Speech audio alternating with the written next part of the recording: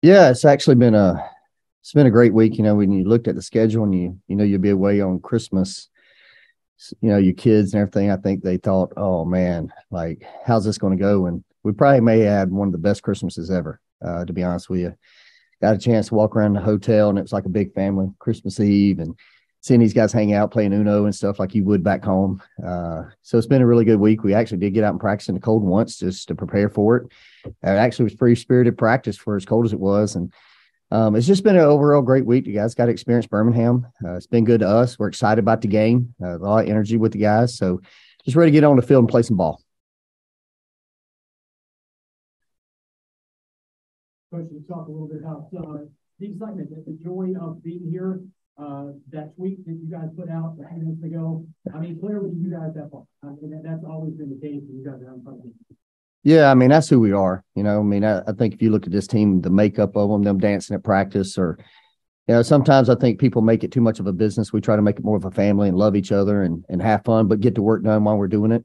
And try to keep the main thing the main thing. That's what we try to do here. Love on the guys hard, coach them hard, but they're still young men, and we want them to have fun doing it. So that's kind of who we are. It's our makeup. That's our DNA.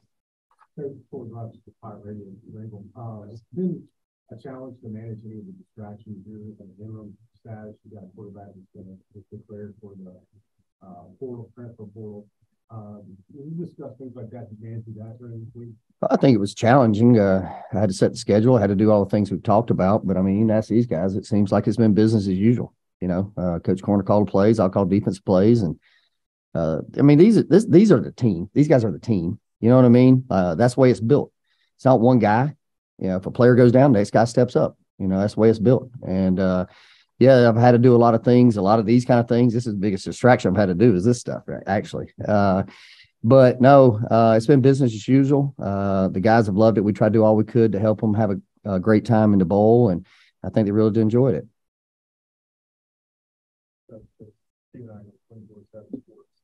You guys have familiarity with coaching staff dating back to the previous stop. Just the adding intrigue to the game, just knowing them, but knowing you guys, how does that change your all the preparation?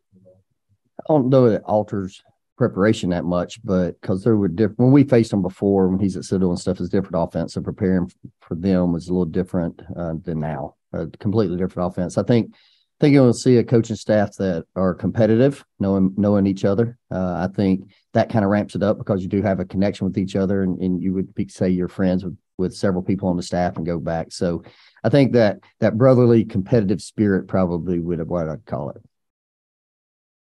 Yeah, honestly, these guys, as you mentioned, sometimes it's a business, and Lance and Jordan decided to opt out, not playing this game, but give a couple of younger guys and some guys an opportunity. Let's talk about the back end and kind of what you're seeing from the guys that are stepping in over the last couple of weeks, and kind of the game plan you have in terms of what you want to do from the secondary standpoint. I probably won't tell you any game plan stuff today. But no, we got some young guys, but we got some talented young guys out there. And obviously having extra time to get them ready has been huge. And I'm excited. I mean, they practice well. It's kind of like the stars have come in their eyes. They're ready to go. I'm sure they'll be ready to go in terms of game plan and stuff like that. We've worked really hard with them, but also they're very talented. They can do some things maybe better than Lance and Jordan could do. We're more experienced. So I think they'll be fine. These guys go against them all the time. They know how talented they are. Sure, the first time these two teams have met, it's maybe a better question for AD, but Hogan, your opinion on it. Would you like to see this series continue other than just a bowl game? Would you like to have it be a regular series? Both teams are relatively close, and it could be a good rivalry.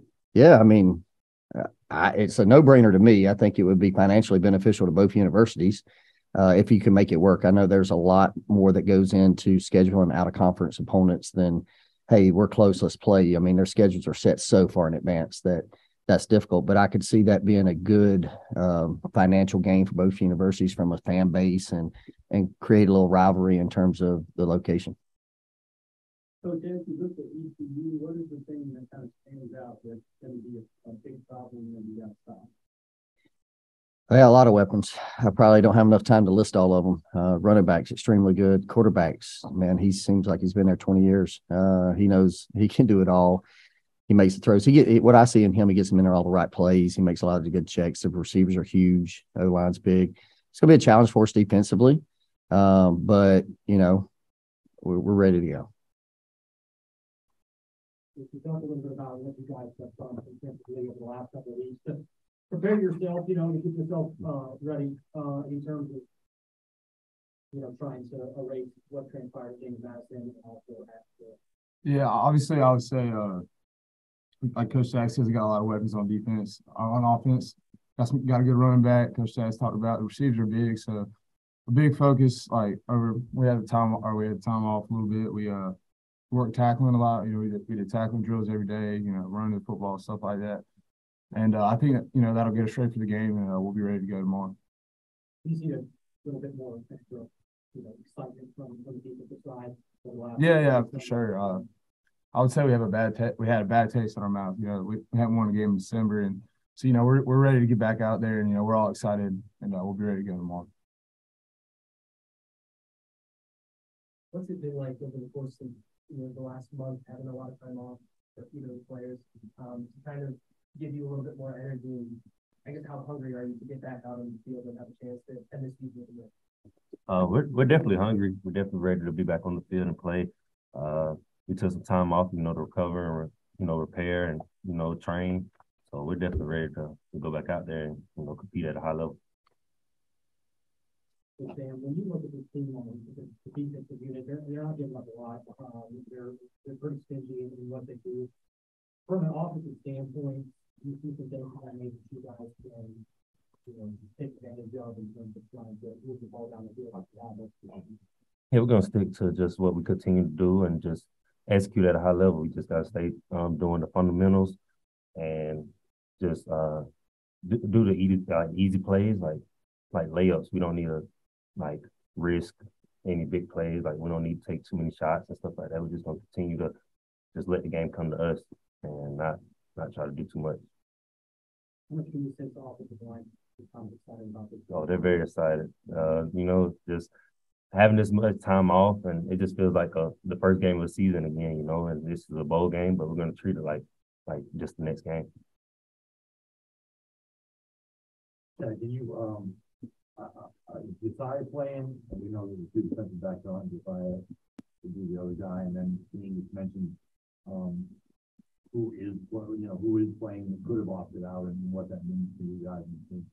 Yeah, Josiah is not playing. Okay. I think that's the story in college football is probably undertold a little bit. I think I spoke on this before, but you got a Grayson McCall that has all kind of things in front of him, whether it's financially and in the portal or NFL. And he, even when he went to the portal, his statement said, "I'm playing in the bowl game." So any team that's interested, he was laying it out there because he's playing for his brothers. And I think that's pretty that's not known. It's unspeakable in college football now, if you think about it. And so to have him say that kind of shows you the character of the team, the love he has for these guys. And then Willie Lampkin is in the portal and he's playing. So we're excited about the brotherhood. We're excited about a tough time we're going through, but the guys are the one that keeps it together. How much have you seen difference in the running game and some of those guys? What really told you in terms of trying to get the running game established early and something you guys were able to do earlier in the season? I probably really can't speak on that. You asked me about their offense or something, but you probably have to ask Willie on that question. We got some talented backs. I think early in the season, what you saw too is we were very banged up. We didn't have probably our top 3 or 4 running backs. They slowly came back. And so it's about finding ways to get on the ball in space and finding lanes to get them blocked up front and then get the ball on the perimeter like Sam and Jerry Brown. What is it, you guys, considering what you've gone through over the last month? For all 3 of you guys, Chad leaving and all the other things that were going on, what would that be? Yeah, I've thought about that a pretty good bit. I think it would just show the character of the players. Obviously I'd be excited about it, but it's a bowl win. If you were part of the team last year, how awesome that is to put host a bowl trophy and celebrate at midfield and take pictures and the cigars start flying and all those kind of things. But what I think you peel all that back and you look at it, you look at that adverse situation some of the guys are in, and they just kept their direction forward and kept working.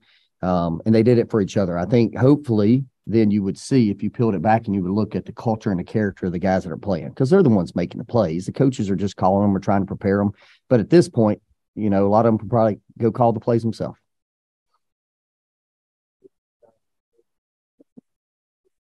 I mean, it's definitely a ring game. So, I mean, winning this game, you get a ring on your finger. So why not? Why not? I enjoy the fight. So just ready to play. I would just say it would be awesome, bounce back at the conference championship, get another ring like Sam said. And talking about what Coach Staggs said, it'd be huge for our culture.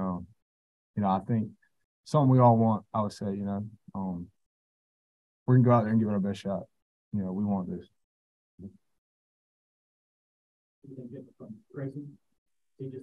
I mean, Grayson, yeah, same, having fun, always having fun. It's the same guy always, When it's time to work, we're going to work. And we're ready to play.